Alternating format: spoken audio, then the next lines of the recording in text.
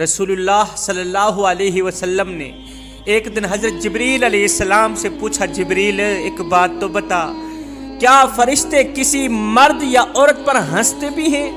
ایک ہوتا ہے مسکرانا، دوسرا ہوتا ہے ہنسنا، یہاں ہنسنے کی بات ہو رہی۔ جبریل بتا تو صحیح، کیا فرشتے کسی مرد یا عورت پر ہنستے بھی ہیں؟ حضرت جبریل علیہ السلام نے عرض کی، یا رسول اللہ، فرشتے تابوت پر رکھی گئی اس عورت کی میت پر ہنستے ہیں، اس مردہ عورت پر ہنستے ہیں جو زندہ ہوتی ہے، پردہ نہیں کرتی، حجاب نہیں کرتی، اپنے چہرے کی نمائش کرتی، اپنے حسن کی نمائش کرتی، بن سنور کر گلی محلے میں چلتی ہے کہ لوگ مجھے دیکھیں، مجھے ایک بار دیکھنے والا بار بار دیکھے، ایک بار دیکھنے والے کی خواہش ہو وہ مجھے بار بار دیکھے، میرے حسن پر فریفتہ ہو، میرے جسم پر فریفتہ ہو۔ جسمانی بناوٹ لوگوں کو دکھاتی ہے، بجائے شوہر کو دکھانے کے اپنا حسن دوسروں کو، غیر محرم لوگوں کو دکھاتی ہے۔ جب وہ زندہ ہوتی ہے تو پردہ نہیں کرتی، لیکن جب وہ مرتی ہے تو اس کے لیے لٹھے کا سوٹ بھی آ جاتا ہے، اس کے لیے مردہ مرد سے بھی زیادہ کفن بھی آ جاتا ہے، کپڑا بھی آ جاتا ہے، اس کو ڈھانپا جاتا ہے، اس کو پردے میں لپیٹا جاتا ہے، اس کو حجاب میں لپیٹا جاتا ہے، اس کا منہ بند کیا جاتا ہے، کسی غیر محرم کی نظر نہ پڑ جائے۔ ایسی عورت کو فرشتے دیکھ کر افسوس کرتے ہیں، ہنس کر کہتے ہیں کہ جب اسے پردے کی ضرورت تھی، جب یہ خوبصورت تھی اس نے پردہ نہ کیا، جب یہ حسین و جمیل تھی اس نے پردہ نہ کیا، اب جب لوگوں کو گھن آتی ہے اب پردے کی کیا ضرورت ہے، لوگ دیکھنا گوارا نہیں کرتے، اب اس کو پردے سے لپیٹا جا رہا ہے، اس کے لیے کفن بھی آ گیا ہے، اس کو حجاب میں لپیٹا جا رہا ہے، سر سے لے کر پاؤں تک وہ حجاب میں پردے میں بند ہے۔ اس کے عزیز و اقارب کہتے ہیں کوئی غیر محرم ہماری بہن کا چہرہ نہ دیکھے، ہماری بیٹی کا چہرہ نہ دیکھے۔ جب زندہ تھی، جب وہ اللہ رسول کی رضا کے لیے پردہ کرتی تو اللہ کی محبوبہ بن جاتی، اس وقت اس نے پردہ نہ کیا، اب جب لوگوں کو گھن آتی ہے تو اسے پردے میں لپیٹا جا رہا ہے۔ ایسی عورت کو دیکھ کر فرشتے ہنستے ہیں، افسوس کرتے ہیں، ہائے قیامت کا دن ہوگا، نفسا نفسی کا عالم ہوگا، ہر ایک عورت ہائے ہائے کی پکار رہی ہوگی۔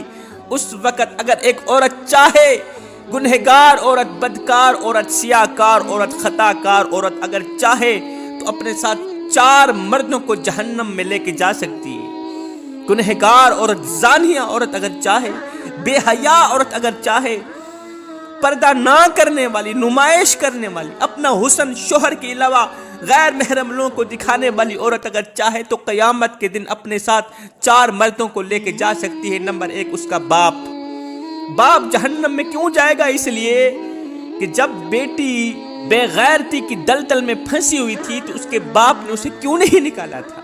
دوسرا بھائی جہنم میں اس لیے جائے گا کہ جب بہن بے حیائی کی دلدل میں پھنسی ہوئی تھی، اس نے بے حیائی کی دلدل سے بہن کو کیوں نہیں نکالا تھا۔ اس کا شوہر جہنم میں جائے گا، کیوں؟ اس لیے کہ جب وہ اپنے جسم کی نمائش کیا کرتی تھی، اپنے حسن کی نمائش کیا کرتی تھی، بجائے شوہر کو دکھانے غیروں کو دکھاتی تھی، اس کے شوہر نے کیوں نہیں روکا تھا۔ نمبر 4 اس کا بیٹا، وہ بھی جہنم میں جا سکتا ہے کیونکہ اس نے اپنی ماں کو بغیرتی سے روکا نہیں تھا، بے حیائی سے روکا نہیں تھا۔ ایک خوبصورت عورت تھی، اللہ نے بڑے ہی حسن سے نواز رکھا تھا، بڑی ہی حسین و جمیل حسن کی ملکہ شہزادی، جب وہ مری تو اس کی خوبصورتی بدصورتی میں تبدیل ہو گئی۔ جب اس کے جسم سے روح نکلی نا تو لوگوں نے دیکھا اس کی خوبصورتی بدصورتی میں تبدیل ہو گئی۔ دیگر عورتوں نے دیکھا، کہا یہ تو نمازیہ عورت تھی، نمازیں پڑھا کرتی تھی، قرآن پڑھا کرتی تھی، تہجد گزار عورت تھی، اس کی خوبصورت شکل کو کیا ہو گیا ہے؟ یہ تو وقت تھا، اس کی پیشانی سے، اس کے چہرے سے نور چمکتا، اس کے چہرے کو کیا ہو گیا ہے؟ اس کا خوبصورت چہرہ بدصورتی میں تبدیل کیوں ہو گیا؟ خیر، اس کو غسل دیا گیا، کفن دیا گیا، جنازہ پڑھایا گیا۔ تدفین کے بعد کافی عرصہ بعد کسی خاتون نے اسے خواب میں دیکھا کہ وہ قبر میں چیخو پکار کر رہی ہے، رو رہی ہے، تڑپ رہی ہے، چیخ رہی ہے، کہتی ہے مجھے بچاؤ، مجھے بچاؤ، مجھے بچاؤ۔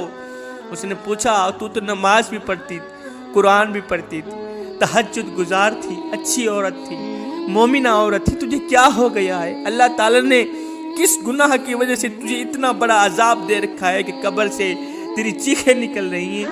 تو اس عورت نے کہا کہ میں سب کچھ کرتی تھی، میں قرآن بھی پڑھتی تھی، میں نماز بھی پڑھتی تھی، میں تہجد بھی پڑھتی تھی، لیکن میں پردہ نہیں کرتی تھی، میں بن سنور کے باہر نکلتی تھی، میک اپ کر کے خوبصورت سا چہرہ بنا کے گلی سے باہر نکلا کرتی تھی، اس سوچ کی بنیاد پر کہ لوگ مجھے دیکھیں، جو ایک بار دیکھے بار بار دیکھنے کی خواہش پیدا ہو، بس اس سوچ کی بنیاد پر میں گھر سے باہر نکلتی۔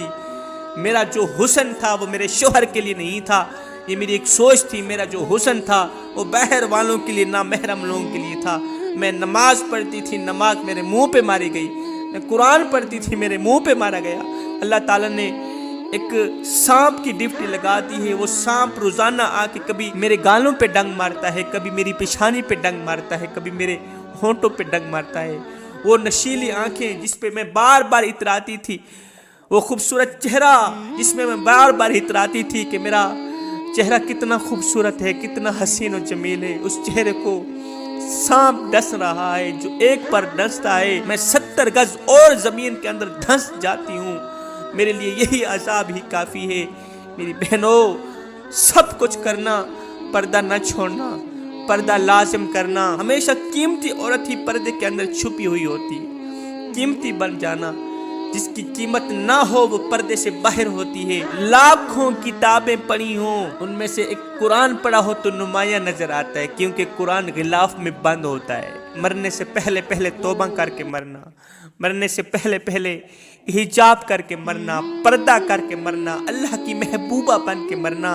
اللہ کے رسول نے فرمایا میں اللہ کا حبیب ہوں، میں اللہ کا حبیب ہوں۔ پھر فرمایا جو جوان جوانی میں توبہ کرتا ہے وہ بھی اللہ کا حبیب بن جاتا ہے۔ آؤ نہ اللہ کے حبیب بن جاؤ، آؤ نہ اللہ کے دوست بن جاؤ۔ جب تم اپنی ساری زندگی مالک کے نام کر دو گے تو پھر وہ ساری کائنات تمہارے نام کر دے گا۔ یہ زندگی کے لمحے میرے اور آپ کے لیے غنیمت ہیں، ان قیمتی لمحات کو غنیمت جانو، ان لمحوں کے اندر اپنے رب کے ساتھ صلح کر لو۔ معلوم نہیں پھر فرصت ملے نہ ملے، معلوم نہیں پھر یہ زندگی کے لمحے ملے نہ ملے۔ کوئی بن گیا رونق پکھیاں دی، کوئی چھوڑ کے شیش محل چلیا، کوئی پلیا ناست نخریاں وچ، کوئی ریت گرم تے تھل چلیا، کوئی بھول گیا مقصد آمن دا تے کوئی کر کے مقصد حل چلیا۔ اتھے ہر کوئی فرید مسافر ہے، کوئی اج چلیا تے کوئی کل چلیا۔ میں دعا کرتا ہوں مالک ہمیں نیک بنا دے، ہمیں ایک بنا دے، ہم سب کو وہ نیک کام کرا دے جس پر تو بھی راضی ہو جائے، تیرا حبیب بھی راضی ہو جائے۔ آمین ثم آمین۔ وما علینا الا البلاغ المبین۔